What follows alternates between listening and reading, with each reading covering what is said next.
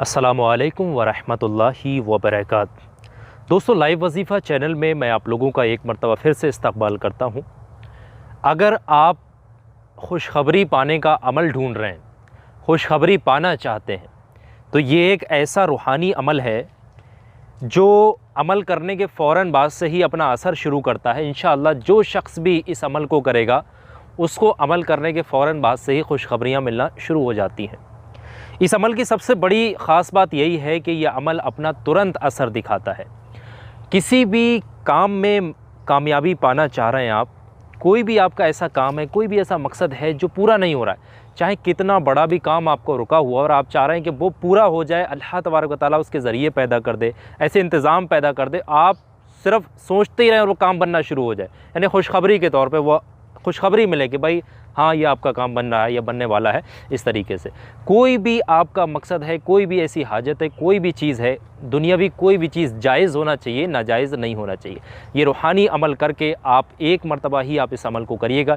यकीन मानिएगा, जो शख्स भी इस अमल को करेगा वो अपनी ज़िंदगी में कामयाबी ज़रूर पाएगा। तो सबसे पहले कुछ ज़रूरी शर्तें हैं। जिस तरीके से अमल अपना बड़ा असर दिखाता है, बड़ा इसमें कामयाबी है, उसी तरीके से कुछ इसकी ज़रूरी शराइत भी हैं। सबसे पहली शराइत यही है कि जिस जगह पर बैठ करके यह अमल किया जाएगा उस जगह पर आपके अलावा कोई दूसरा शख्स मौजूद नहीं होना चाहिए। आ गई बात समझ में? दूसरा शख्स मौजूद नहीं होना चाहिए, यानी कि ये अमल जो शख्स भी कर रहा है तन्हाई में बैठ कर के करेगा। और सबसे बड़ी चीज़ यहाँ पर यह है कि इस अमल के बारे में किसी और शख्स को पता नहीं होना चाहिए। जिस मकसद के लिए ये अमल किया जाए सिर्फ़ अमल करने वाले को ही पता होना चाहिए। ठीक है, दुनिया का हर इंसान, हर अफराद इस अमल को कर सकता है और बाकी पाकी की हालत में इस अमल को करना है, नापाकी की हालत में आप लोगों ने इस अमल को नहीं करना है।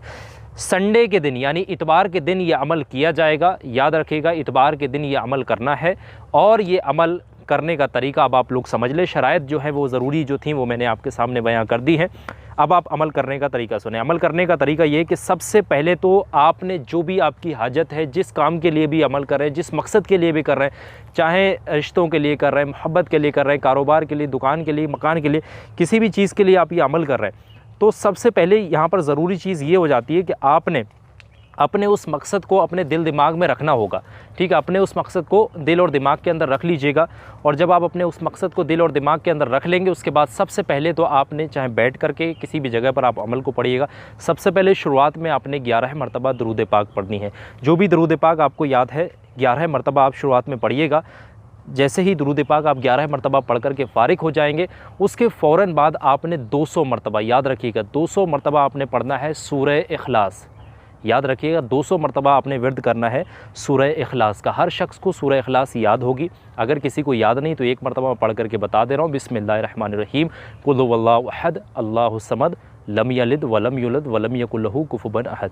ये 200 टाइम यानी 200 मरतबा इसको पढ़ना है। और जैसे ही 200 मरतबा पढ़ लेंगे उसके फ़ौरन बाद सूरह कौसर, ये आपकी स्क्रीन पर मैं साइड में लगा रहा हूँ, इसको 200 मरतबा पढ़ना है। याद रखिएगा सूरह कौसर को भी आपने 200 मरतबा पढ़ना है।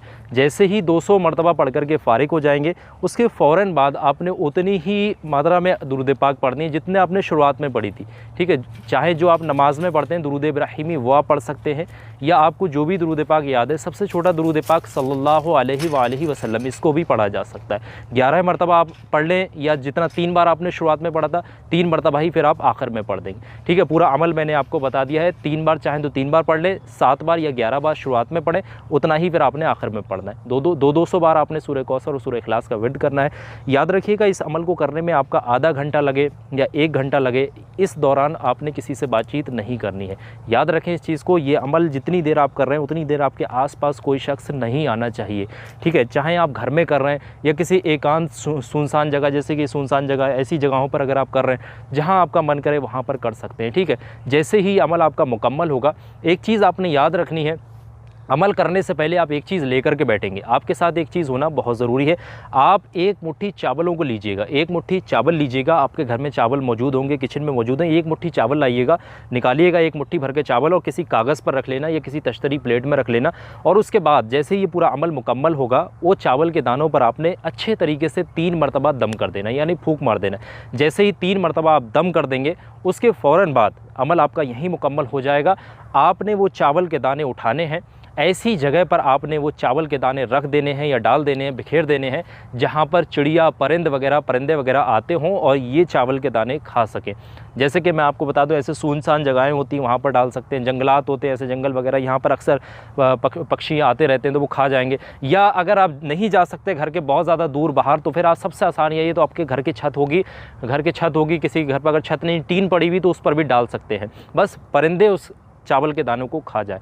यकीन मानिएगा जैसे ही आपका मुकम्मल अमल हो जाएगा, बस आपका काम बनना शुरू हो जाएगा, उस मकसद में आपको खुशखबरियाँ मिलना शुरू हो जाएंगी जिस मकसद के लिए आपने ये अमल किया है। एक मरतबा आप इतवार वाले दिन किसी भी वक्त ये अमल करके देखिएगा।